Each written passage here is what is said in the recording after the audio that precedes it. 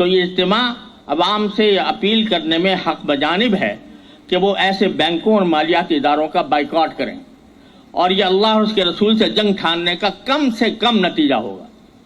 حرمت سود سیمینار میں تمام مکاتب فکر کے علماء کرام اور ملک کی کاروباری و تجارتی شخصیت کو سودی نظام کے خاتمے کے لیے اور نظام اسلام کی طرف گامزن ہونے کے لیے ایک پلیٹ فارم پہ جمع ہو گئے۔ بلا شبہ حرمت سود سیمینار کا انعقاد نظام اسلام کی نفاذ کے لیے اور غیر اسلامی نظام کے خاتمے اور اس کا قلع کما کرنے کے لیے خشت اول ہے، اور انشاءاللہ سودی نظام کے خاتمے پر کامیابی و کامرانی حاصل ہوگی۔ سود کے خاتمے پر ملکی معیشت پر مثبت اثر طے پا سکیں گے، اور اس کے علم درآمد پر ہی ملکی معیشت بہتری کی طرف گامزن ہوگی، اور خداوند تعالیٰ کی مدد بھی شامل حال رہے گی۔ مزید دعا گو ہوں کہ حق تعالیٰ جل از جل اعلیٰ حکام کو اس پر علم درآمد کی توفیق عطا فرمائے، اور آج کے اجتماع میں مہکتی ہوئی اتحاد کی خوشبو کو برقرار رکھے۔